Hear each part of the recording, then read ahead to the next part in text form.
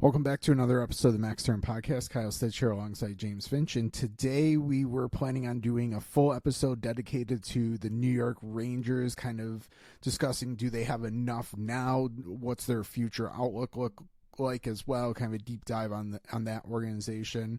And we still will, but shockingly, really shockingly, there were a dual offer sheet situation in the NHL that we're going to start with. So we appreciate you listening. Max Term Podcast available on pretty much every single major podcast platform. Our content is available on X at AFP Analytics. That's where we break down contracts and stuff along those lines. And I guess let's just get right into kind of the most exciting news in the NHL in a long time, probably a month, give or take a little while. The day started with like the weirdest trade in the history of trades. The Penguins and Blues made this really random and weird pick swap, and I jokingly texted, how do you wake up in the morning and decide we're going to do that now? Then shortly thereafter, it made a lot more sense because the Blues extended 2 offer sheets simultaneously to 2 Edmonton Oilers players, Philip Broberg and Dylan Holloway, and in order to do that, they needed to own their 2nd round pick and 3rd round pick in next year's draft. So we'll start there. So that's kind of what happened. We'll start there and talk about a little bit more, and then we'll get into the Rangers. Yeah, so that was them reacquiring their 2nd round pick for next year, which they had originally attached to Kevin Hayes, who they sent to Pittsburgh. So they ended up needing to move a 2nd and a 3rd, I believe, for a 2nd, their 2nd for next year, and a 5th. So right away, it makes, I think I had said the only way it could possibly make sense is if you know like the exact pick number of those picks, which we don't until the end of this coming season.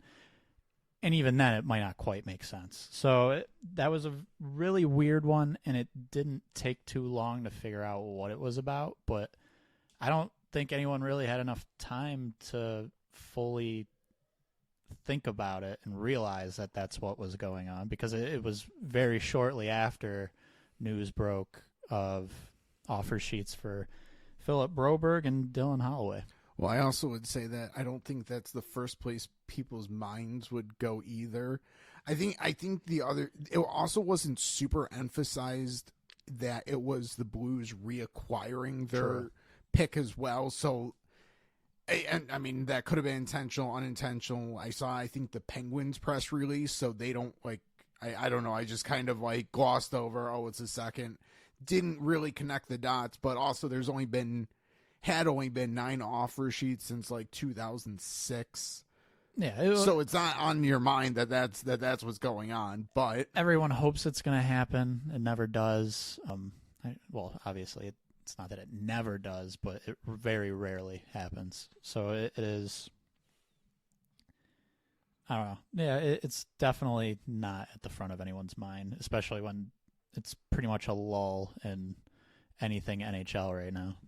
Yeah, I mean, with these 2 included, it's an average of about 1 every 2 years, and and a little bit under that even. But which, I'll be honest, and this is just my opinion, I think a lot of people were crazy, super excited, like, oh, there's offer sheets.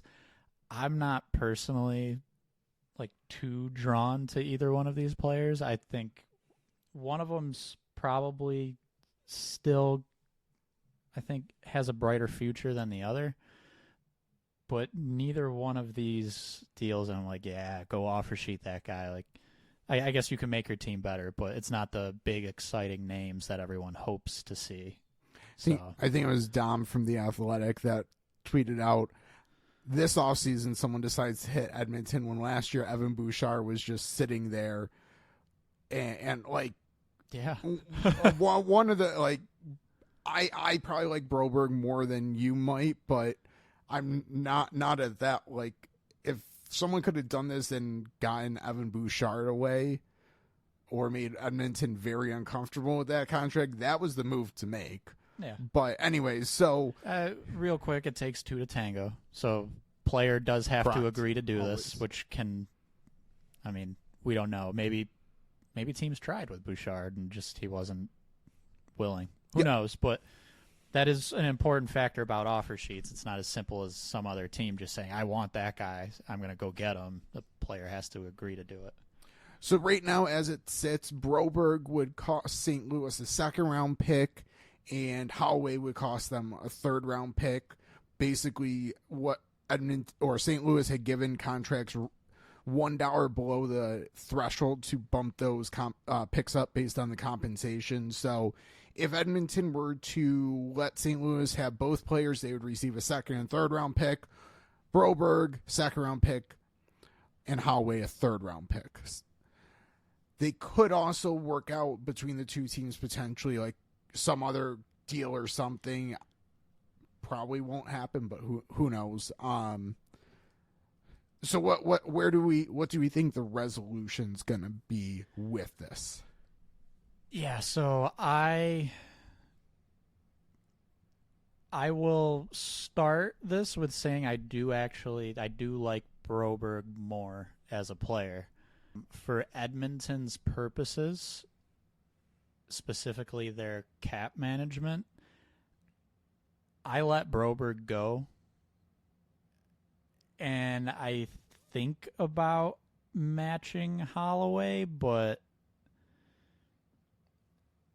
I have to feel comfortable about what I'm doing to make it fit, because right now neither deal fits. Before factoring in these numbers, they were about $354,000 over the cap. Now there's rumblings Evander Kane could start the season on LTIR. Was probably a plan cap-wise that even though we see $354,000 on the cap sites, they're probably okay.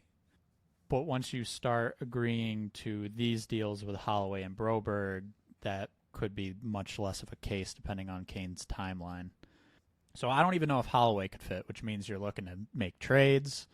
So Broberg at $4,580,917. I don't think I can do that for a 2-year deal. And then Holloway, $2,290,457, also a 2-year deal, which leads me to my last big point is moving forward. You're going to need new deals for McDavid, Draisaitl, and Bouchard, who you went short-term with. You're going to need that money. So tying up about 4.6 in Broberg, who I like his future a little bit better. I don't know if he for sure will be a $4.6 million defenseman, and if he isn't, that's quite an issue you have when you need new deals for your stars. So I would rather try and make Broberg work if I'm Edmonton. I'm not thrilled about losing Dylan Holloway, but he also is kind of settled into maybe third line. Maybe we can be generous and say middle six player, maybe. He's probably third line. So for me, getting a third-round pick for him, just taking the contract situation out of it, I think compensation-wise, I feel okay. I don't love it. I think giving Broberg up for strictly a second-round pick is a problem. And I also think looking at where the team's weakness is, that's the blue line. That's where Broberg fits in. I know he didn't play a ton last regular season. He came in and was kind of, I'm not going to say like a key factor in the playoffs, but he was an important player in the playoffs. He did help push that blue line a little bit forward.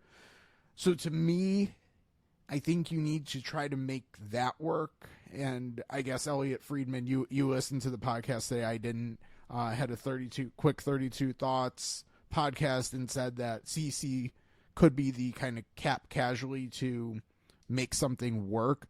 That would make more sense to move CC out if you were going to match the Broberg contract. But I think moving CC out to match Holloway is not that. I mean, that might be an addition by subtraction type move, but it does lead to some more, I guess, not to less depth on the blue line would be the way to put it. Yeah, I get the thought process there. I will say, because Evander Kane's status is as unknown as it is, moving out Cody Ceci might not be enough to just bring back Broberg and let Holloway go. They might need to do one more thing with a roster player, which I guess you can. Are you going to do it with someone you just signed? That might not go over too well. And if that's not the case, I don't know who else they move. Which I guess, something we haven't said yet, from St. Louis's perspective, in my opinion, from St. Louis's perspective, Holloway, okay, whatever. The Broberg one is very smart because it's a lot harder to make that dollar figure work. It feels like that's who they're after. They've seemingly been after someone younger on the blue line for a little while now. They thought they had a deal for Travis Sanheim last year that fell through, Broberg's obviously younger than Sanheim, but and not the same player, but it lends to that's maybe the target that they're after. They have some decent forwards. Yeah. And a couple forward prospects coming. I think Broberg is who they're really after, but doing this simultaneously makes it much harder for Edmonton. I almost think Edmonton could decide, okay, Holloway's going. We're not matching. Completely separate decision from Broberg, and once they turn their focus to Broberg, I think they're still in a tough spot to just figure out how to fit that contract. So I guess I lean towards they go, and my main worry, or I guess my main reasoning, is in the near future the big money contracts that they'll have to give out. If I wasn't considering contracts at all, well, okay, that's not the right way to put it. You'd keep both. But I guess looking at each player, Broberg would be the ideal one to be able to keep if you had to choose. St. Louis making that dollar figure as high as it is for right now is an issue. It's I think kind of where you're hinting is, if it was just about this year's cap, you maybe have a different thought process, but the fact that you have to look towards the future as well, and who those contracts are in the future doesn't help the situation, but the fact that it does eat into a second year is what makes probably Broberg a little bit tougher. But again, I think you have to me that's the deal you kind of need to try to match. So if you let Holloway go, the Edmonton Oilers did acquire Matt Savoy. I don't know if he's NHL ready, but that could be an intriguing idea on a cost controlled contract who probably could pencil into a third line role there and replace Holloway. There's no ideal situation here, but I think that's a better situation than whoever's going to potentially replace Broberg in the short term and longer term.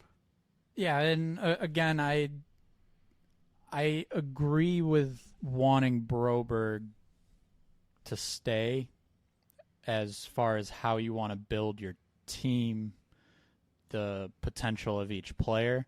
I just find, and also where the team needs are, you need defense. Your forward group has some depth. Even if it isn't Savoy, they have, or not including Savoy, they have probably a good or solid starting lineup, another 12 forwards. So whether Savoy is another one added in there or someone else is an extra, that's fine. I agree that defense needs help, and in theory, Broberg should be part of that and even part of the future. But I just look at a cap management standpoint. If you need to move Cody Ceci out, I don't know if, and again, like it could be enough. I don't know the deal with Evander Kane, but it might not be enough. So we've just about allocated the amount of time we said we would to this. So bad situation. Let's sum it up real quickly. What do you think ultimately happens?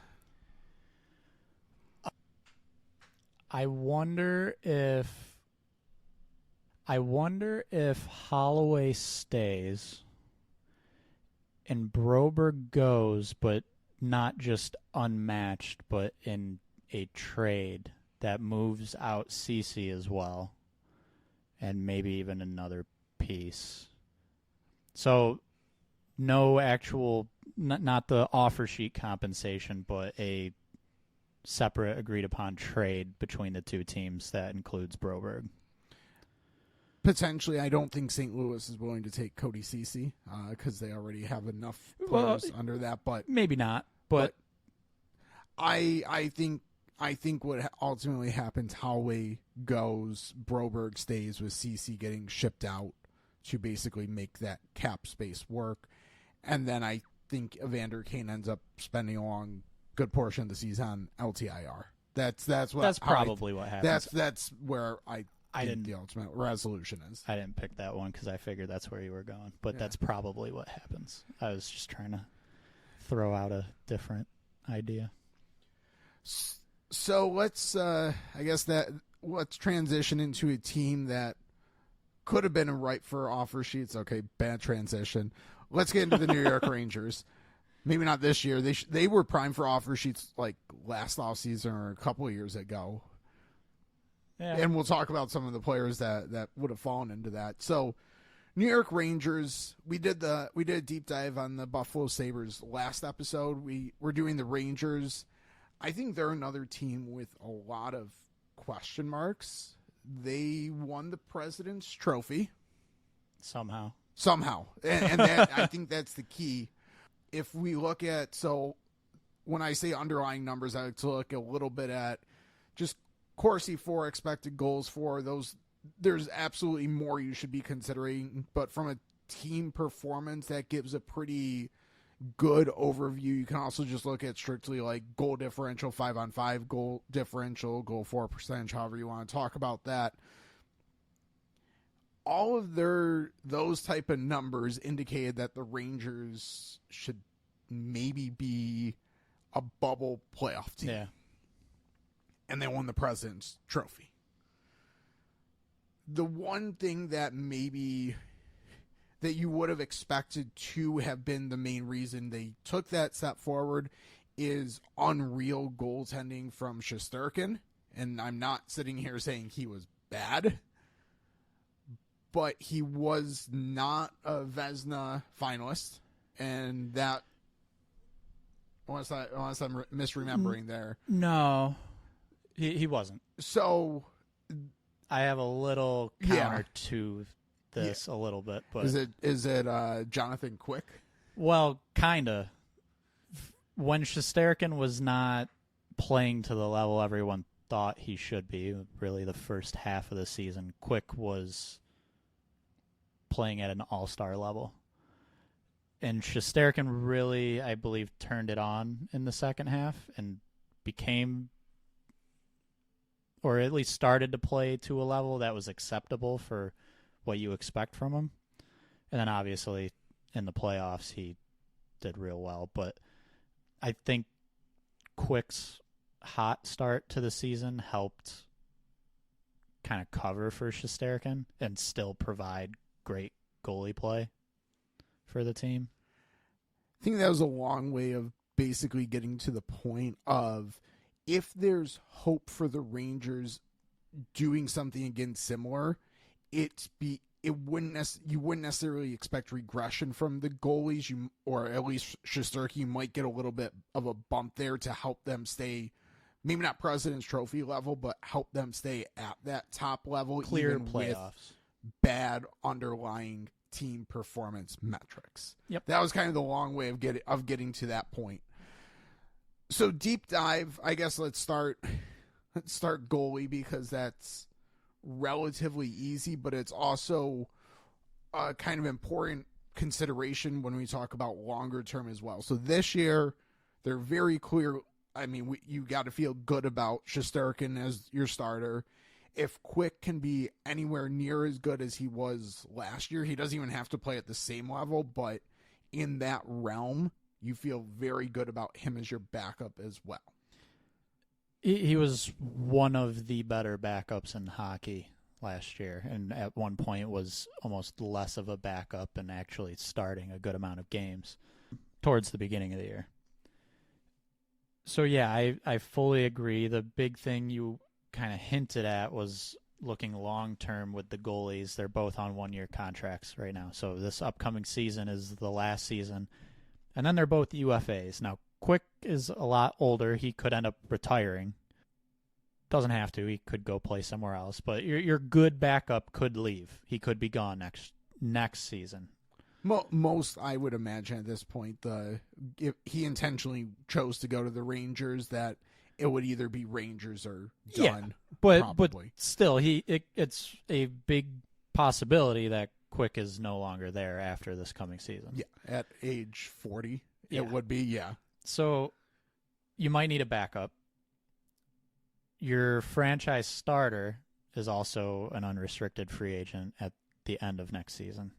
That's really the bigger issue. He really kind of needs a new extension. Where things start to get tough is you have, in the very short term, the ideal goalie situation of a real good starter, real good backup, but you could be missing both of those. And when you factor in, which we're probably about to get to soon, all of the other roster issues, things could get pretty bad. Now, when looking at Shesterkin, we had a contract projection that was 7 years, 9.8, which would have been 11.15%, about 11.15% of the cap. So that kind of pretty much places him in about in between Bobrovsky, who has kind of been an outlier in recent years, then a good amount above Hellebuck, who was the more recent goalie signing. Now Saros and his extension, I kind of wonder if it helps New York a little bit, because I think a lot of people thought Saros would be 8 to 8.5, and he ended up around, I think it was like 7.74. Yes. It was his number. His jersey number. Yeah. Just under 8. Yeah. So maybe that helps New York a little bit. Maybe that's why there's not an extension yet. Who knows? Because there were rumors about Shesterkin wanting the Carey Price level of a deal. So we'll see what happens there, but that is just looking at how good of a player you have.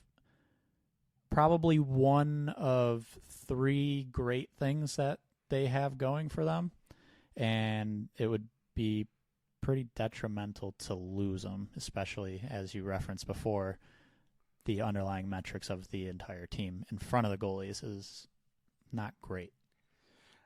If you're a Rangers fan listening to this, I wouldn't start even worrying about this for 2 months. Yeah. There's still plenty of time to get an extension done. A lot of times once GMs are on vacation, agents are on vacation, players are traveling. Once training camp opens and people are back together, that's when a lot of negotiations seem to pick back up. Once we start to get into the regular season and he's still unsigned, I think maybe then we start talking about a little cause for concern. But right now, there's no reason to panic. We're just kind of pointing out the deal needs to get done. There's no reason to believe it won't get done, but it's going to be costly. And again, it needs to happen at some point. I would start getting a little nervous once the regular season starts and nothing's in place, because I don't think a goalie of Shesterkin's level and the number of games he might end up playing would feel great about going into a season without having that extension in place. At least as far as there, that might create a little bit of tension there. That I'm not saying, again, I'm not even saying that means he's walking, but the longer it drags out, once the regular season starts out, it starts to get a little more concerned. Yeah, and so I referenced how there were rumors about him wanting a Carey Price level deal. The closer he gets to unrestricted free agency, probably the more you start to worry that the number is actually going to be up there. So I think it would be ideal to get something done soon, and like you said, there's still plenty of time. So this isn't us hitting the panic button at all. We're pointing out it does need to get done soon. Yeah. Let's go to the forward group next. At least, I think we move there. So, actually, I guess real quickly before we move on from goalie entirely, the kind of only one in the system that I guess maybe there's a Dylan Garrard. I probably just messed up the name. He was kind of the 1A, 1B starter with Hartford last year. He might be we need someone to fill the backup role in a couple years. He could be the name to pencil in. Hugo Olas. I hope I got names right here. Garand, and then Garand, yeah. Olas is my guess too. So he played a few games for Hartford. Numbers, actually, he played one game. Not great. I was confusing him and Olaf Lindbaum, who actually put 6 games and actually put up some pretty good numbers for Hartford. Really, it's not. Although the Rangers didn't qualify him, ironically, the one who put up the best numbers for their AHL affiliate. It really doesn't matter if you get the Shesterkin deal wrapped up. You have potentially a young prospect, potentially, and if not, it's easy enough to find a backup for Shesterkin who will play the majority of games anyways. There's enough guys out there in the $1, $2, maybe $3 million range if you stretch or want to invest a little bit more. Backup goalie shouldn't be a major concern. They could have someone in the system. Garon's numbers at the AHL level, I'd like to see a little bit stronger to feel better about. I'd like to see above a 900 save percentage and a little bit below a 3 goals against, but those aren't also horrible AHL numbers, especially if you're looking for someone to be more of a backup long term. Now, I guess we move to the forwards that were good there. Forward groups, I every time I look at the Rangers forward group, I always am left wanting to see another name. Yeah. I don't know what name that is, but we'll get into it more. But top 6, Panarin, Kreider, Lafreniere on the wings for sure. Zibanejad and Trocheck are your centers. That's only 5. Well, it's only 5. Sure. It's not there only. No, that's not the way to say that. Yeah, that there are 5 clear top 6 players on this team. Yes. Yeah. And even I listed the wingers first because those players I feel Panarin and Lafreniere took a step forward and you would hope he takes another step forward. He's a top line player. Panarin's one of the best players in the NHL. Yes. So that was one of the 3 things I was referencing earlier. So you're good with your wingers on the first line. Chris Kreider, the only concern I have with him as a second line winger is his age at this point. That's fair. Yeah. Trocheck and Zibanejad, at this point in their career, I look at both really on a good, legitimate Stanley Cup team. I think both are 2Cs. Playing with Panarin makes it work. Yeah. But I'm still missing a true 1C in my opinion for the Rangers, and that's not to. And we still haven't gotten to who's that other top 6 winger. It's Riley Smith. Whew. Yeah, so and they've kind of been doing this for the past few years is more of a patch job than a clear top 6 addition. So Riley Smith, I think, has taken a step back. I think he can still be a serviceable player, but if you tell me I have Riley Smith on my roster, I'm thinking, okay, I have a solid like two-way third-line winger.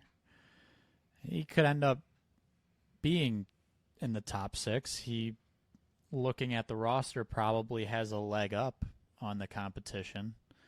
Kakko is still there as of right now, and I guess you would hope that he couldn't take a step and become the top 6 winger that you thought when you drafted him, but there hasn't been much sign that that's going to happen. So, like you said, you look at the roster, kind of think they're missing a piece. That's really where they're missing a piece, is top 6 wing. And it should be, based on draft status and everything, it should be Kakko. But it should be. Yeah. It's not. That has not worked out to this point. I mean, he's fine as a third-line guy, but that's not good enough from him. Let me ask a out there question, but we can maybe get back to how it could work. What if Patrick Laine was the last top 6 winger for the Rangers? How do we feel about them? Maybe it works. My big thing, I see some goal scorers. And sure, you can never have enough goal scoring. I don't know if Laine is the right type of player that comes onto this team and your team's issues are fixed. I think you might have some more firepower. Those underlying numbers that weren't very good that you had referenced earlier, I don't think he helps there. I guess the argument I would make for that is Zibanejad, Kreider, Trocheck, and Lafreniere is not bad either defensively. I think you have players in your top 6 to potentially cover up some deficiencies. Not. Yeah. Well, so I think, I guess to answer your direct question, I think you feel better as the Rangers or as a Rangers fan if Laine is there. I don't know.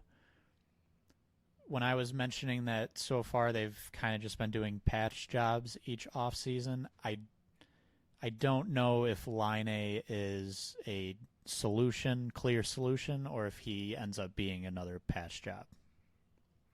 Which maybe the Rangers should do, just add to the patchwork, because one of the conclusions I think we're going to get to is their window could be closing a little bit. Timelines might be running a little short. So if you can get, no matter how, if you can get short-term improvement as the Rangers, maybe you need to do it. I will say I don't know how they make that work.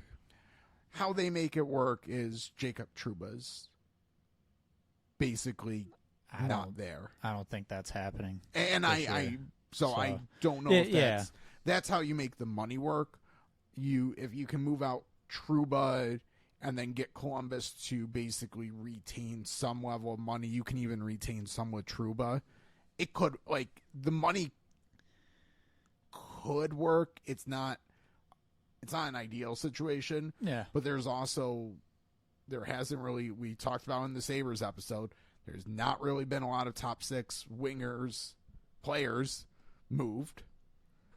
There's not a lot of smoke around a lot of names besides that name. So if they're looking for any sort of improvement there, Laine might be the most viable option, but I don't know how viable he is. Yeah, and I think on paper it could help make your bottom six a little deeper because it would probably push Riley Smith down the lineup into a more suitable role. But yeah, I don't see the money working because they have no space. Yeah. So yeah.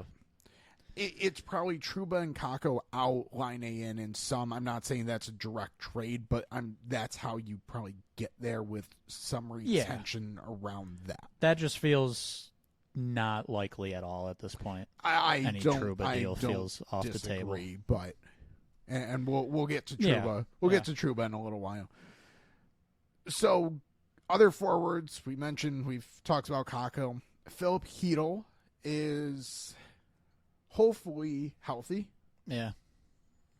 That's a big wild card because if he's healthy, I still don't see a 1C, but I see maybe 3 good 2Cs, or at least maybe Hedl's a little bit more of a middle 6, but he might be like an ideal third center. But yes, he's, if healthy, an important part of the lineup for sure. So you feel good about him on your third line? Yep.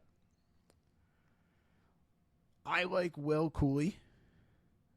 We're going to look at our notes on the page. We got Puckpedia up. We got like other things up. One of us is going to mispronounce Will Cooley's name this episode, not because we don't know how to say it, just because it just does not. I think a lot of people understand it does not look phonetically how it's actually said. So Will Cooley, I'm a fan. I like him as I like him as a third line player. Again, another third line player. Jimmy Vesey was a good, really defensive player. Maybe we could be a little generous and say good two-way player. Nothing more than a bottom 6 winger at this point. Yeah. With some penalty kill ability. But there's nothing wrong with having him, especially on an $800,000 contract. You feel good about that. Yeah. It's kind of the rest of the kind of filling out the last couple lineup spots. So, I mean, I guess your third line, if you have Cooley, Hedl, and Kakko, you feel fine. VC kind of being the centerpiece of your fourth line. And then at that point, I guess you're filling in a couple guys. Pick your name. Sam Carrick seems to be penciled in as the fourth line center at this point. And then Colt Hero, Matt Rempe, I guess, is probably the last piece to that. Given, they won tons of games with him in the lineup. It's clearly that's exactly why they won those games. So at their forward group, there could be ideally another maybe good two-way penalty kill, like fourth line type guy. I don't see it happening. Just based on their cap situation and everything, and that's just not enough of a need. That could be a deadline acquisition, is to strengthen their, well, they still need to strengthen their top 6, but if they can't do that, adding another good kind of two-way player might be in the works. I would say deadline, ideally you strengthen your top 6, and in turn it adds Riley Smith to your bottom 6, and you feel good. But easier said than done. Yeah, exactly. So that's kind of their short, I guess, this year's forward group outlook.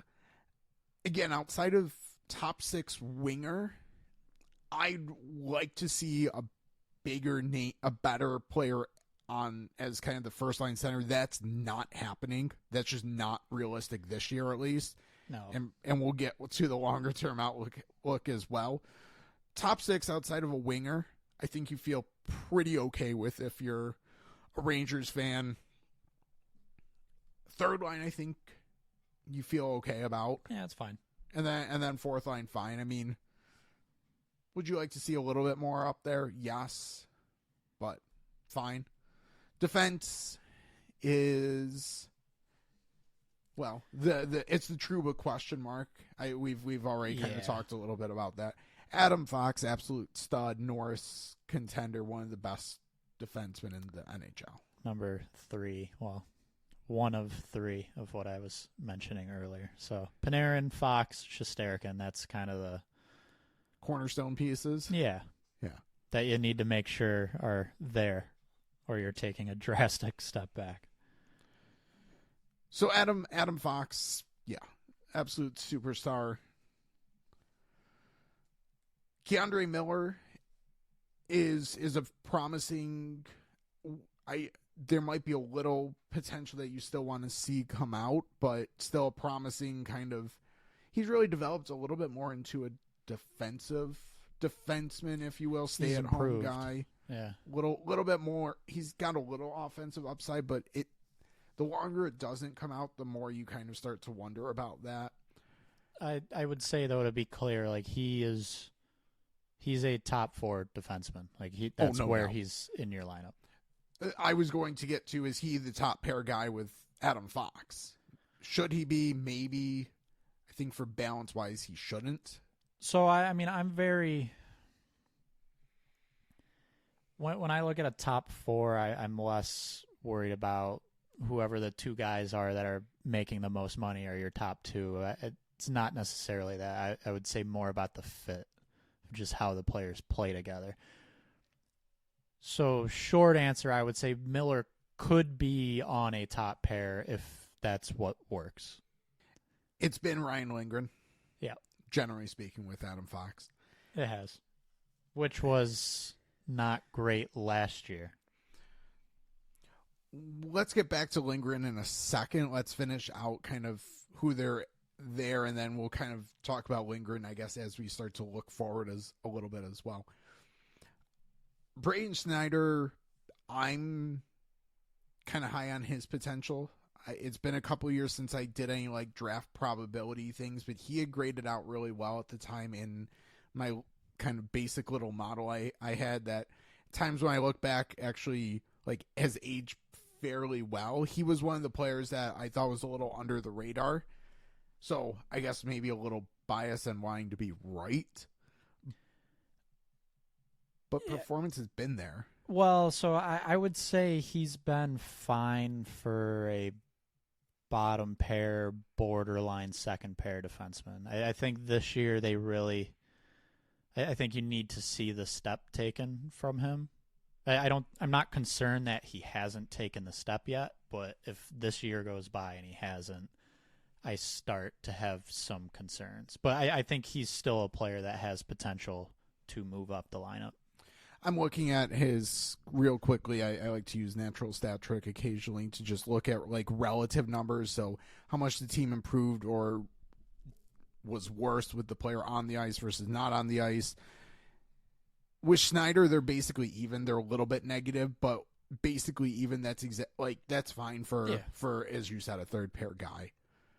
So then I guess one more younger guy, Zach Jones, I think there's been some level of hope with him at times and then some level of pessimism with him at times. Right now, he should be on that third pair, which is fine. Yeah. It's really as we start to talk about a little bit longer term, I think the question comes up with Snyder, Jones in particular, because so there's the Jacob Trouba question. And then there's the Ryan Lindgren choice that the Rangers made this offseason. So Jacob Trouba, captain of the team, clearly played injured for a lot of the year. But he also has not been an $8 million player for some time now. But you're probably also okay. You've probably been okay with him as a second pair defenseman for a little while. I'm not saying last season, but I'm willing to chalk a level of that up to injury. Yeah. But the Jacob Trouba, I think that's probably the first situation that has to get resolved. And if you're listening and you have no clue what the Jacob Trouba situation is, his name was in trade talks, a lot of trade talks, that he doesn't want to move because fully in his right. No move clause can block everything. So yes, fully earned. It's in his contract. Yeah. And I mean, I respect the reasons he doesn't want to move. His wife is completing her medical residency. Good for her. And Which he wants to support her. Was part of him wanting to go to New York in the first place. Correct.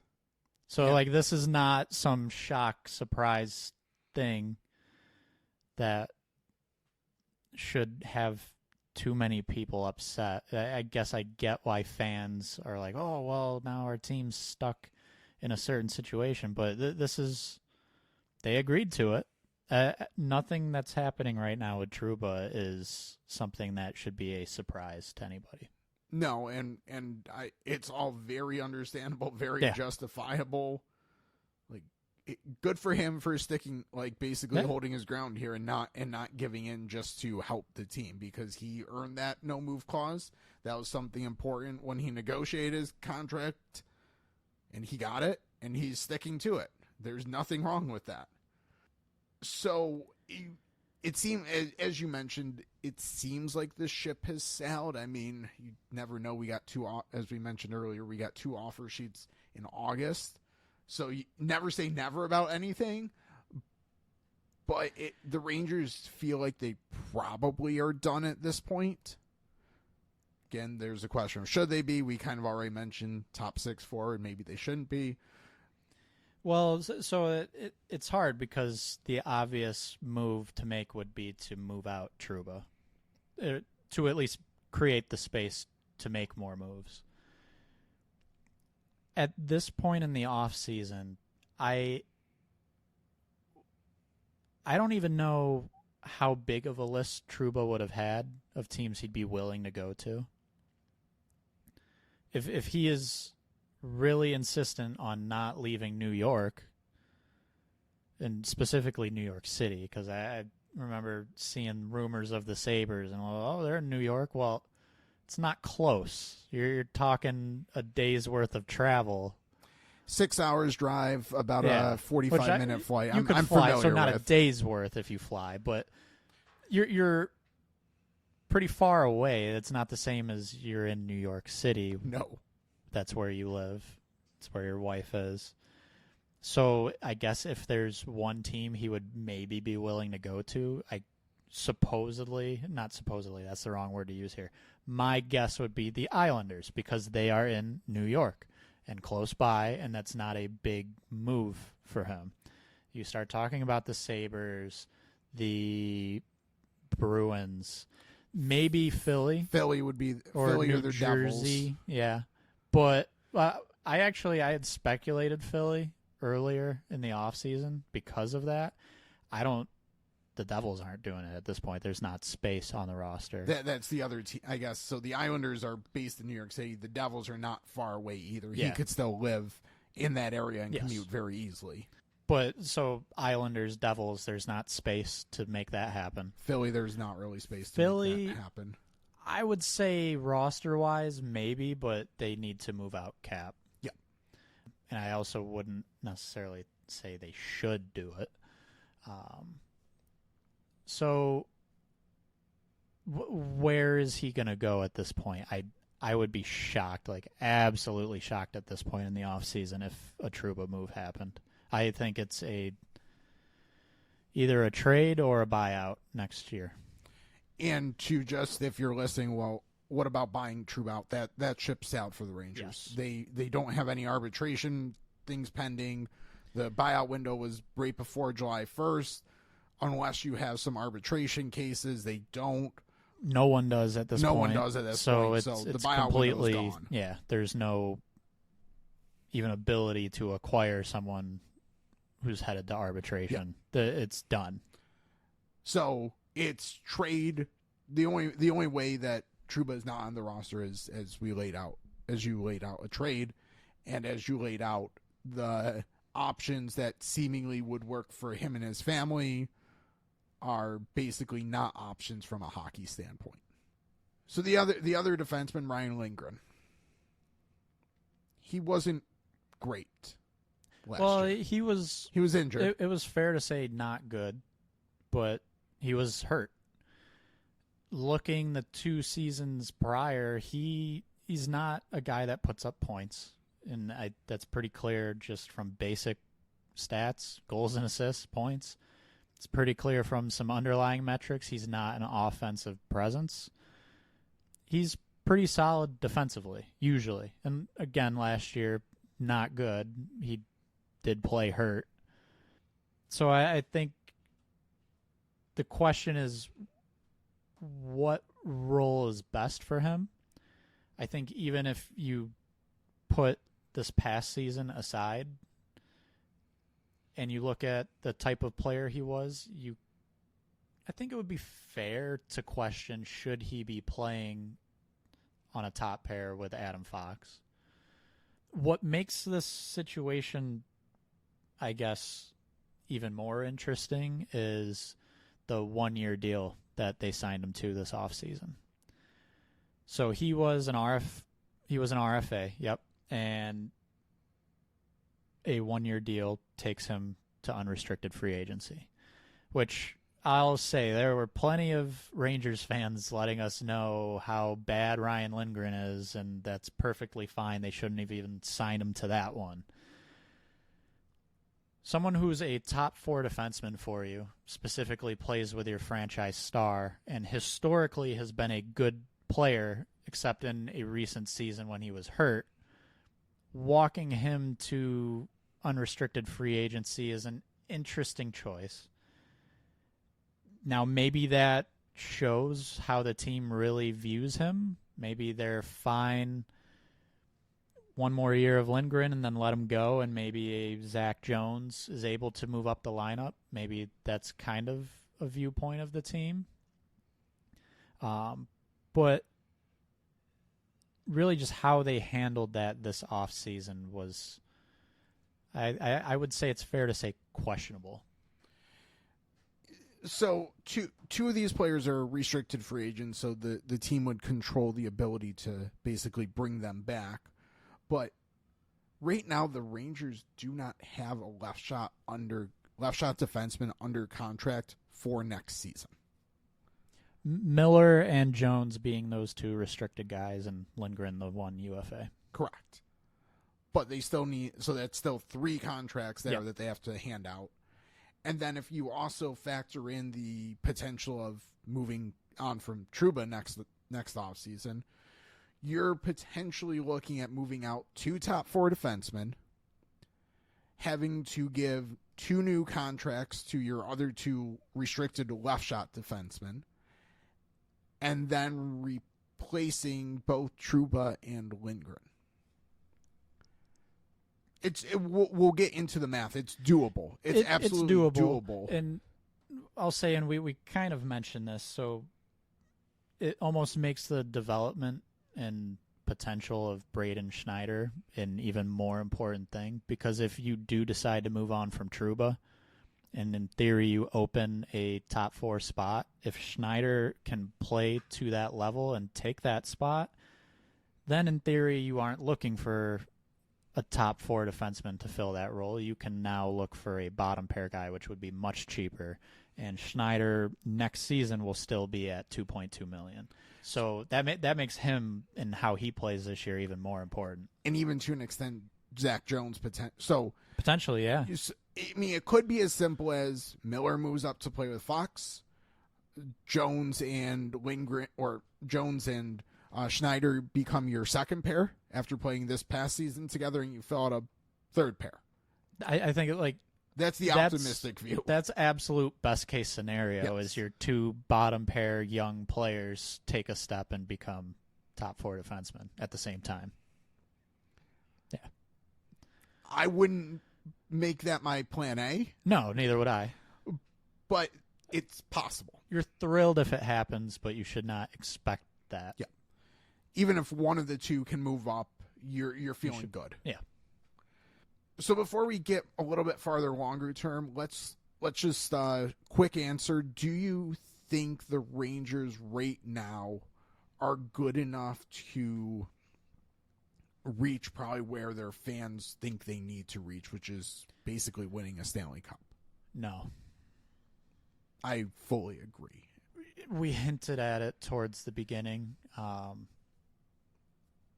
Shesterkin, pretty much. Like, that's what would get them there. And ultimately, there should be a level of concern that your team's performance is pretty much tied to one player, your goalie. He's a top goalie in the league, but not. Goalies are, a lot of people say goalies are voodoo. There's some issues there year to year at times. When you have one of the better ones, sometimes those issues, the valleys aren't as deep. But it's concerning that a team with expectations as high as this one is pretty much fueled by their goalie. And so now we'll kind of use this as a transition to get a little bit longer term focus. I kind of alluded to it earlier as well. I don't know how much longer their window stays open. Panarin's 32. Zibanejad's 31. Kreider's 33. Trocheck's 31. Panarin's got this year and next still on his contract. The other guy's a couple more years. Yeah, Panarin, including this coming season, is 2 years. Trocheck's 4. Kreider's 3. Zibanejad's 4. 4, yep. And I'm less worried about Fox, one level of play, and he's a bit younger. He's 26. So that's kind of your clear future piece, even though he's still very good now. He is a future piece that in theory could be there for another window, but it's not always easy, I think, for teams to transfer out of one champion, in theory, championship window right into another. There's usually at least a little bit of a lull there. Lafreniere could be another piece that fits that same description. Yeah. You would hope he is, given. I think what we saw last year, I would feel comfortable saying, yeah, he is. So you could still have a cornerstone winger, a cornerstone defenseman, cornerstone goalie, but the supporting cast around it is not great. So that, I think, leads us very nicely into a slightly bigger look at their future, their prospects, stuff along those lines.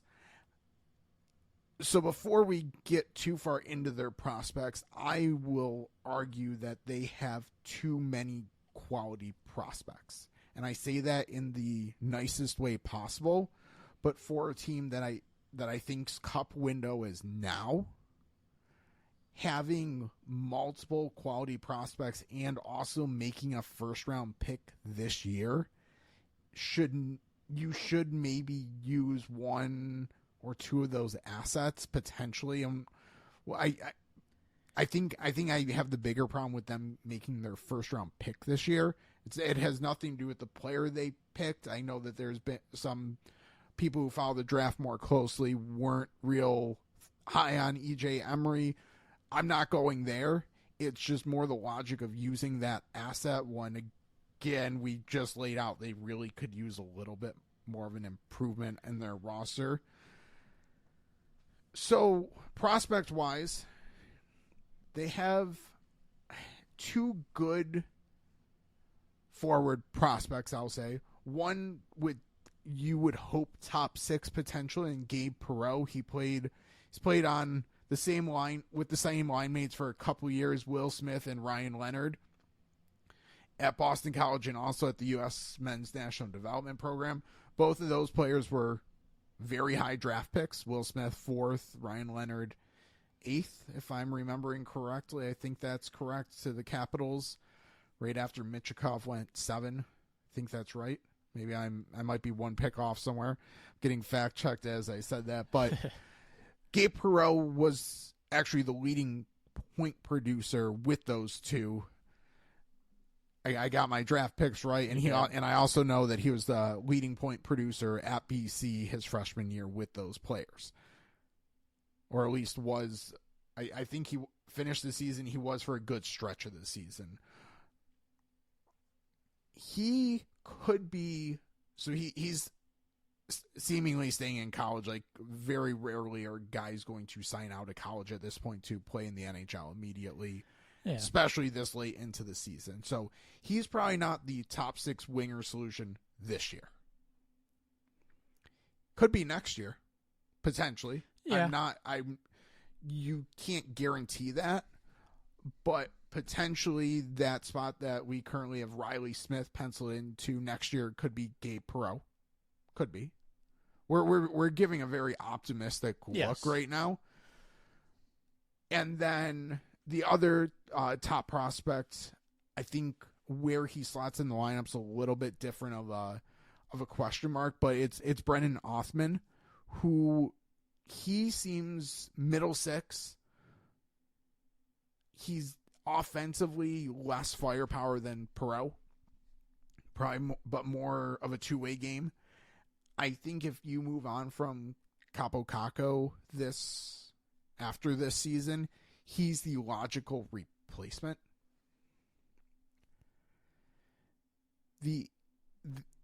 I mentioned 2 players, both are wingers. That's kind of where so there's going to be kind of a trend developing. The other kind of producer who's younger, who produced really well in the AHL this year for Hartford, Brett Berard, put up 48 points in 71 games. Othmann put up 49 points in 67 games. Those are that's good production for the AHL. That's pretty darn good production. Another winger, probably, I would imagine, probably is a little bit more of a middle 6. Nothing wrong with having those type of prospects, but do you have room for both? So Perreault, I think Perreault's a different story. I think someone with his offensive upside, you hang on to and you hope to make that work in your lineup. Can you hold on to both Othmann and Berard, again, make that first round selection like they did this year, and still have kind of a need in the short term at top 6 forward? I would even toss in one more name, Adam Sikora. I think fans are pretty high on him. Should be, in theory, at least a middle 6 type of guy. Sure. So, just to add to your list of, is there enough space for all of these guys? And then you still have Will Cooley there as well. Yep. Middle 6, who's already playing NHL games, who is also young. Yeah. Well, so it's the answer ultimately is no, or should be no. The timeline it doesn't quite match up, most likely, that those young players are all part of your new window. You should probably be using 1 or 2 to help right now. I think the overarching issue with the Rangers, which I think is kind of how they've been operating the past few years, is not having much wiggle room as far as cap space. Where I think even if they do want to use one of those younger players to acquire, let's say, the top 6 winger that they need, they also need another move to happen that is moving someone out to be able to make it work. So I don't think they're like Buffalo Sabres level of prospects, but they're almost in a similar situation as far as, I guess you could call it an abundance of similar options. Yeah, and again, it's also just, and I know cap space is an issue, but holding on to those assets as long as they have, and not trying to turn them into something, I think is ultimately going to, I guess, the runway is going to run out on someone, and you end up losing them for less than you could have parlayed them into previously. Yeah, absolutely. Really, so the Rangers, I don't have necessarily I guess EJ Emery first round pick adds to the defensive prospects. Yeah. They also have enough youth at that position where the fact that they maybe don't have anyone super close guaranteed to come up is fine. Again, Fox, Miller, Schneider, potentially Zach Jones. I mean, that you have enough youth at that position who are already playing in the NHL where that's not a super big concern. Goalie, we talked about, not a super big concern either. Center. I don't see a top center on their roster. I don't see a top center prospect. The two names that are younger and play center that maybe have a little promise, and these are not first line guys. Adam Enstrom, who's played some NHL games and not been great, not been horrible, and Noah Laba is prospect, Colorado College, 20 years old, will be 21 years old. Like, if he becomes a 3C, you're thrilled. Correct. Yeah. That's still their problem. So we don't know anything behind the scenes, but who was a player, top center, that a couple years ago the Rangers were supposedly in on? As in like a trade? As in a trade. Eichel? Jack Eichel. Yeah. Why didn't that get done? Seemingly. I mean, we don't know. But it at the time, it sounded like the Rangers were unwilling to part with some of these guys we've talked about. Lafreniere, seemingly being the number one, that maybe is aged okay. But if they could have Eichel instead of Lafreniere right now, I feel a lot better about their roster. Yeah.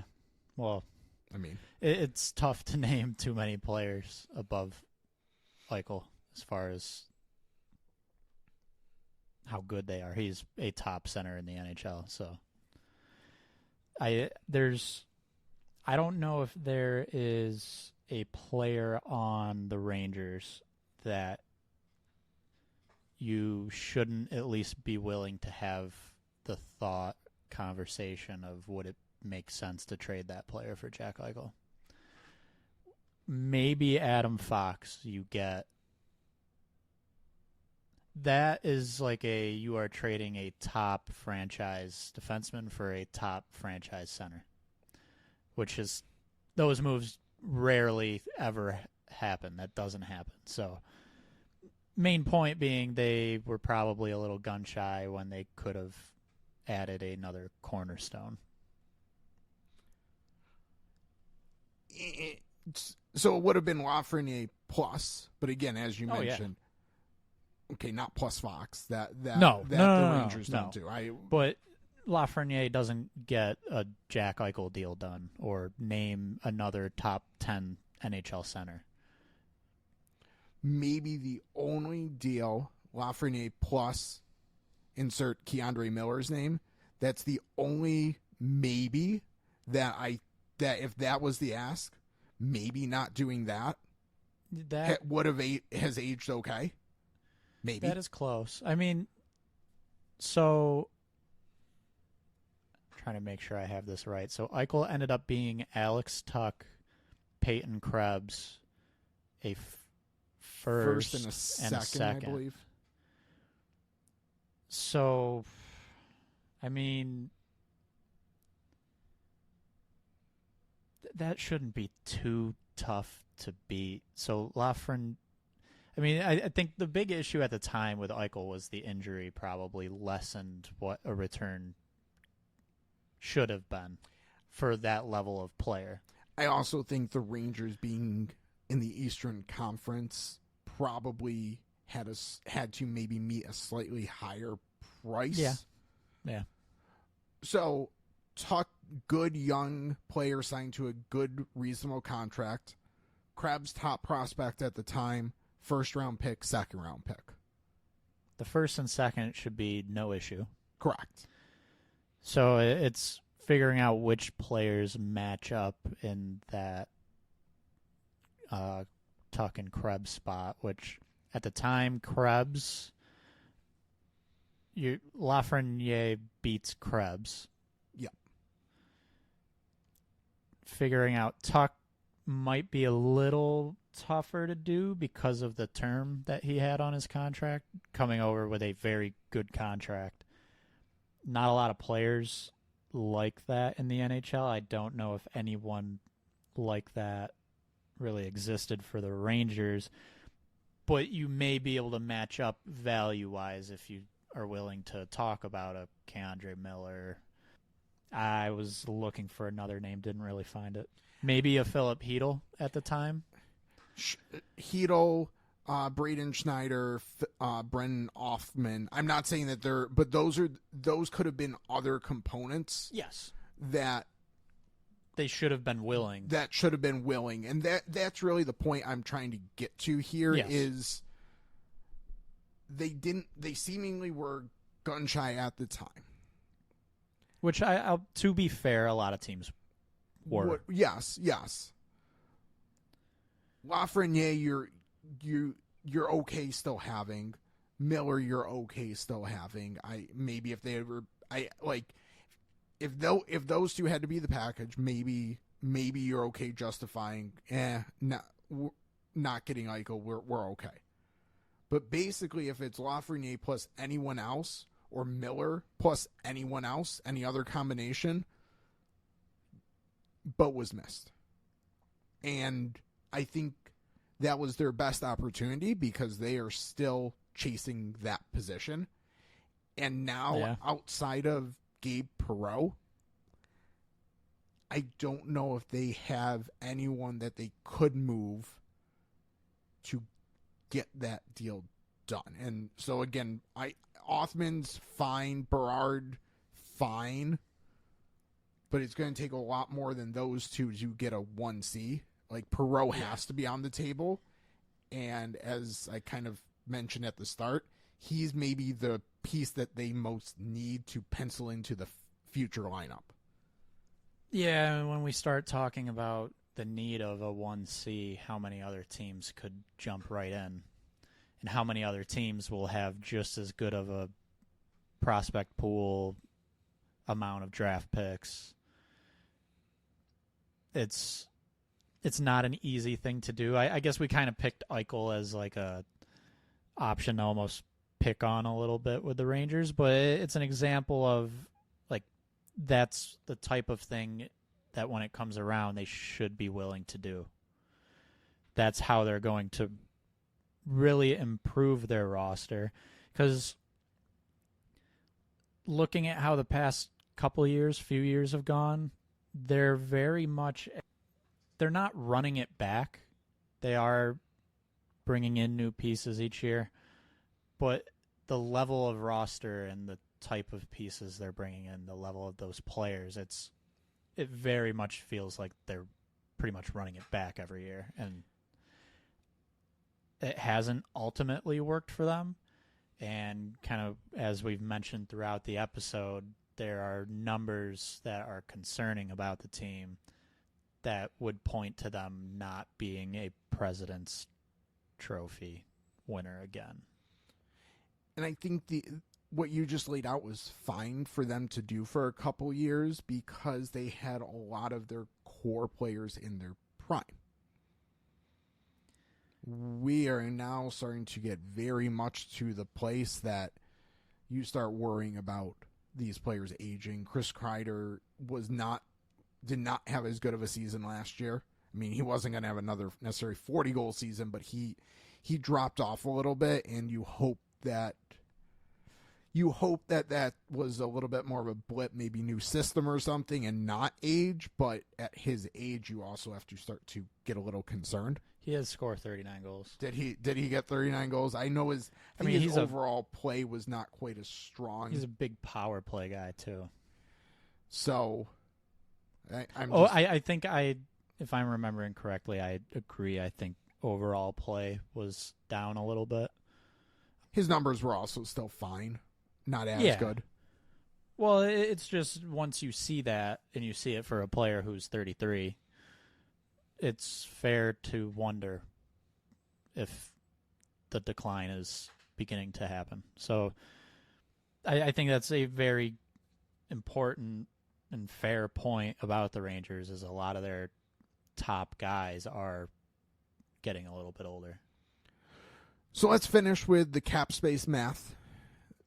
We mentioned, Riley Smith is probably a filler for a year. We've kind of been clear that's how we view him. Trouba is a question mark for sure, whether they bring him back or not. But they need new contracts for Shesterkin, which we talked about. We're penciling him in around 10. And then they have a lot of RFA contracts to get done. And that's really where the money is going to have to go. And then they have the Ryan Lindgren decision.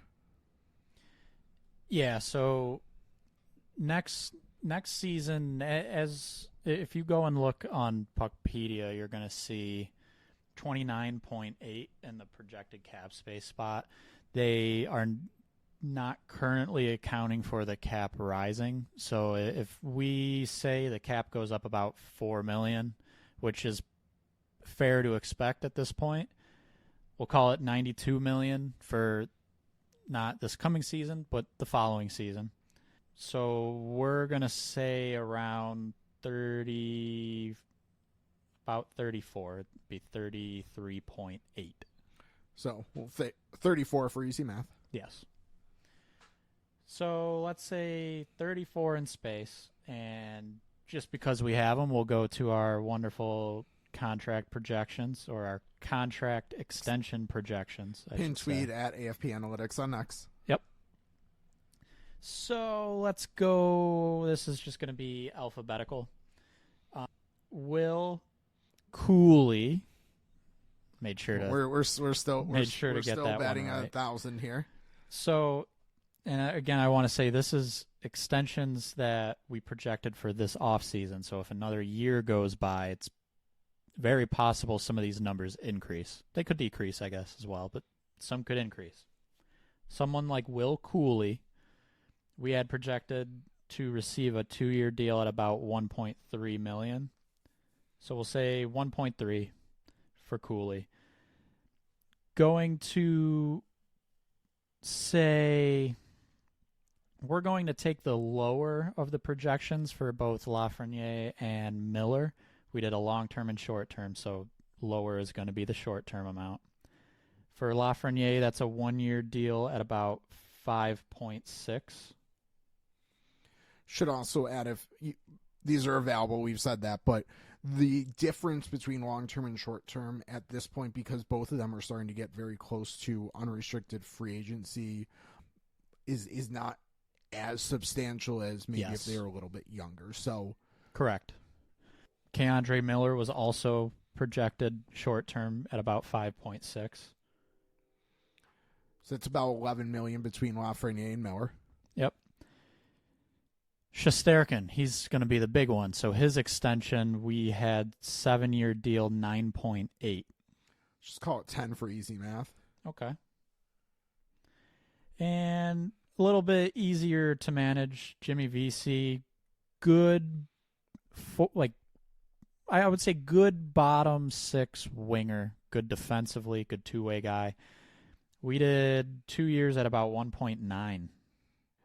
And I would say any good, so like could be VC, could be insert any good bottom six winger. That's around the market price at this point. Like this offseason, we saw Nick Obey-Kubel 1.5, Sam Lafferty 2, Teddy Bluger 1.8, I believe it was. So you're looking in that range. Yeah. Yep. So Cooley, Lafreniere, Miller, Shesterkin, and VC. Add them all up. Specifically, I got to 24.4. Let's call it 24.5. So 24 and a half. And we said 34. 34. So 34 minus 24.5. That's $9.5 million. Sounds like a lot in cap space, right?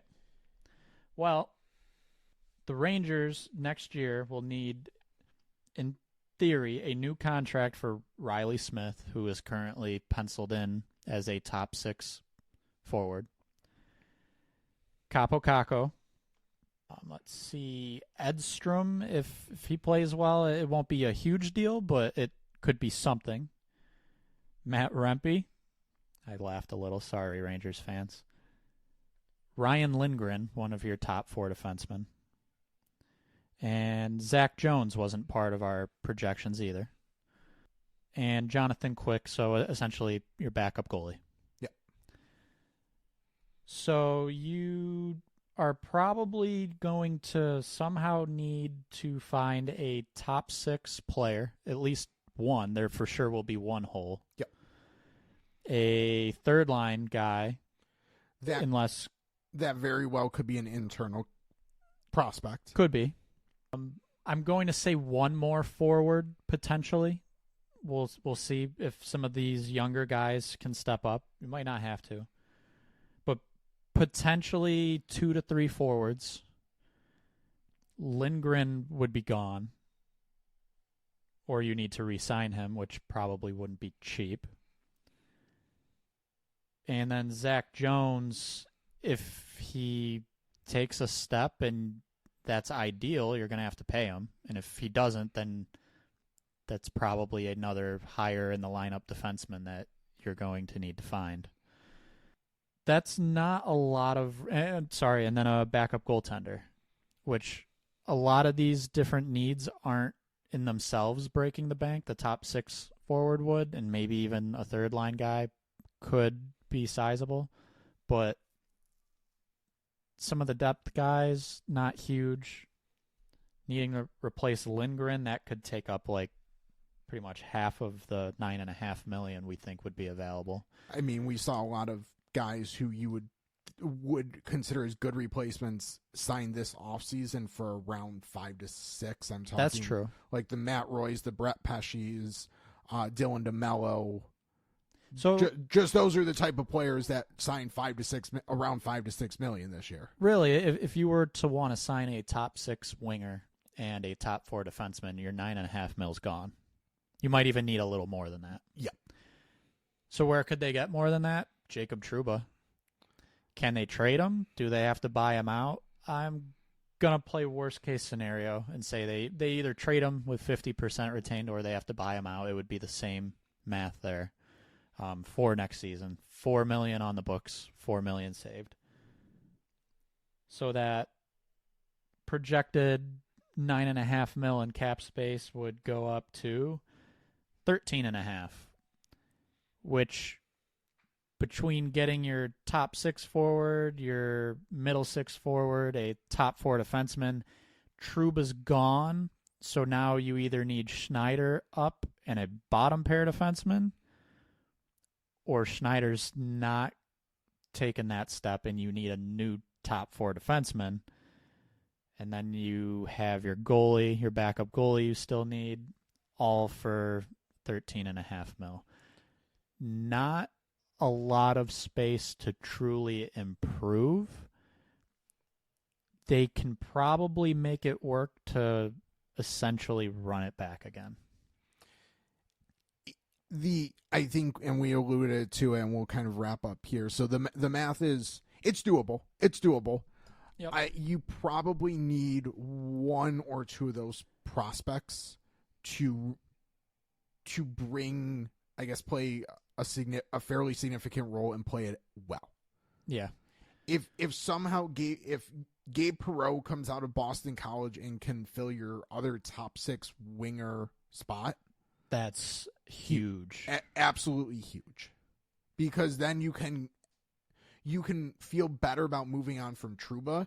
You can then use basically all that money to get 2 top 4 defensemen and still not worry too much about Schneider having to move up. I would even say, so you mentioned Perreault, Othman, if he can come up and play on your third line next year, and he's making $863,000 instead of needing to go out and find a third liner for $3 to $4 million, that's huge. So there should be some opportunity for some of the younger prospects to step in, and that might even be ideal for the Rangers as far as allowing them to allocate their cap in a better way to improve the roster overall and not just essentially struggle to keep it where it is. So that's why trading all of them probably is not a great idea. But again, there's other names there, Berard and Sikora in particular. Yeah. One of those could instead of Othman potentially, but it speaks also to not necessarily trading all of them, but also let's promote them and have them be important pieces. Yep. You have to. Instead of just keeping them down there and wasting away value pretty much. You basically have one more year to make a decision on, I'd say, those 3 players to an extent. You might have a little bit more runway with one or whatever, but at some point you need to start putting them in your lineup because you need that to use that cap space. You basically need their cap savings now, and you need to know what they can bring, because the longer they kind of waste away in the AHL to an extent, the less you're going to get trade-wise too. Yep. So there's our Rangers long-term look with some St. Louis Blues offer sheet talk included. We appreciate you listening. Max Term Podcast available pretty much all major podcast platforms. Those extension projections that we were referencing, as well as some contract projections for a few unsigned RFAs still at AFP Analytics on X. And we appreciate you listening, and we'll talk to you next time.